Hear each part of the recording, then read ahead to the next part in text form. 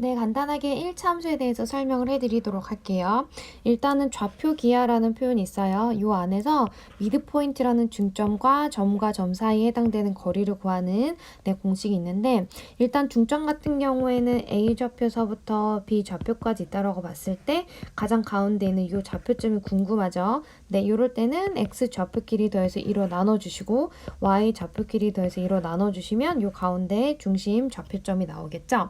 예를 들어 A와 B까지의 거리가 궁금하다. 그쵸? 이게 궁금하다면 점과 점 사이의 거리 공식, 즉 피타고라스예요. 이게 다시 말씀을 드리면 그래서 피타고라스 공식을 사용해 주시면 됩니다. 간단하게 보여드리면 여기 A 좌표와 B 좌표가 있고 x1, y1, 그 다음에 x2, y2 이렇게 있다라고 볼게요.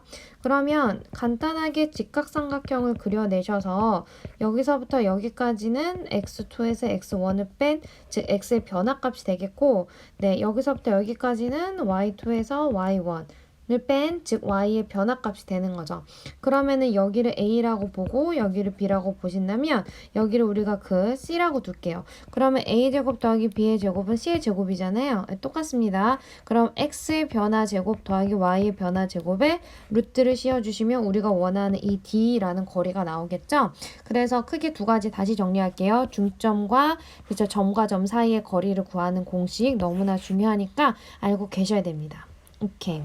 이어서 리니어 펑션으로 넘어갈게요. 리니어 펑션은 영어로 이제 직선, 리니어의 의미를 따서 이제 우리가 선형함수라고 보죠. 그러니까 한마디로 얘기하면 이제 뭐 1차 함수라고 보시면 되고요. 1차 함수식 중요한 거 f of x는 mx 플러스 b. 이거 너무 중요하고 간단하게 설명을 드리면 이 m 같은 경우에는 기울기가 되겠어요.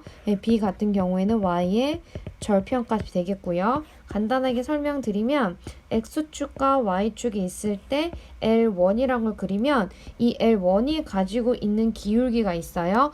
그게 바로 이 m값이 되겠고요. 이 b는 y의 절편이에요. 절편이라는 거는 축을 지나가면 다 절편이잖아요. 그래서 y축을 지나가는 이 지점이 바로 y의 절편값이 되는 거죠. 즉 다시 말해서 x가 0일 때 어떤 y값을 뜻하게 되는 거죠. 그럼 반대로 그쵸, 이 부분은 x의 절편이라고 볼 수가 있는 거예요. 그쵸, 이럴 때는 x가 얼마일 때 y가 0의 값을 가지고 있는 거죠. 그래서 절편이라는 표현도 너무 중요하고 그 다음에 m의 역할도 너무나 중요합니다. 절편 같은 경우에는 여기 보시다시피 그죠, 인터셉트라고 용어 정리가 잘 되어 있고 기울기도 보다시피 슬롭이라고 잘 정리가 되어 있기 때문에 꼭 암기가 되셔야 되겠고요. 도메인 같은 경우에는 정의역을 뜻해요.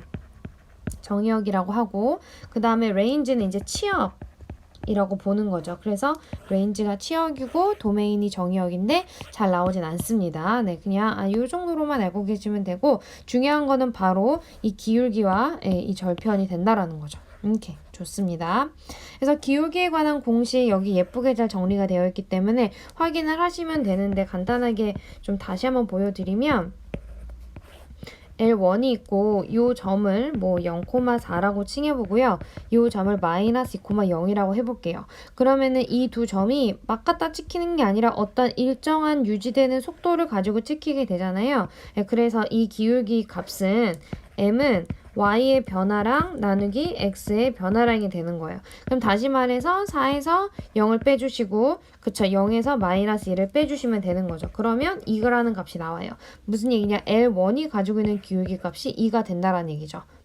그래서 x가 얼마큼 변할 때 y도 같이 변하는 그런 기울기 값이라고 보시면 됩니다. 기울기 종류도 예쁘게 정리가 잘 되어 있습니다. 한 번 정도는 꼭 읽어보셔서 리뷰를 해주시는 게 좋겠고 이어서 패럴과 퍼펜디큘러 표현이 나오는데요.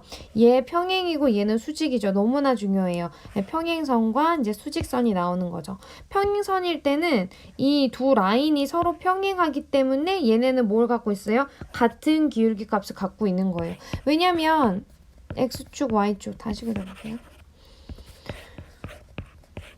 L1이고 L2가 이렇게 있어요. 평행하다면 얘네들의 속도가 다 유지가 되거든요. 균등하게 되는 부분이기 때문에 당연히 기울기가 같을 수밖에 없겠죠. 반대로 수직선의 관계다라는 거는 예를 들어 L1이 이렇게 있으면 L2가 이렇게 교차하는 거죠. 수직되게끔. 요럴 때 기울기의 관계값은 그쵸? 이렇게 정리가 돼요. M1의 기울기와 M2의 길이를 곱하면 무조건 음수 1이 나와줘야 돼요. 그러니까 M1의 기울기를 예를 들어서 2라고 한다면 M2의 기울기는 기존에 있었던 기울기를 역수로 바꿔서 음수를 붙여주는 거죠. 그래서 이 두 개지를 곱해주면 음수 1이 될 수밖에 없다라는 얘기입니다. 네, 그래서 이러한 관계를 띄고 있는 거죠. 그래서 이 퍼펜디큘러 라인이라는 거 굉장히 잘 나오니까 이 용어 정리가 반드시 잘 되셔야 되겠어요. 네. 그리고 펑션 노테이션이라는 것이 있는데 이거는 그냥 원리만 알고 계시면 되세요. 자, f of x란 거 뭐냐면 x로서 f를 정의했다는 얘기죠. 그럼 무슨 뜻이냐? 마이너스 3이란 걸 f 함수에 넣었을 때 이 음수 3이 바로 다 x자리에 들어갈 수가 있겠죠. 그렇게 해서 마이너스 3일 때 y까지 16으로 나온다라는 관계로 정리가 되고요. 그냥 이런 표현이라는 거예요. 그래서 이 정도로만 알고 계시면 되고 다시 한번 정리를 좀 해드리면 제일 중요한 건 바로 이 기울기와 절편. 그렇죠? 네. 그 다음에 패럴 표현과 이 퍼펜디큘러 표현 너무 중요합니다. 이 세 가지가 가장 많이 나오는 포인트라고 알고 계시면 되세요. 오케이, 좋습니다.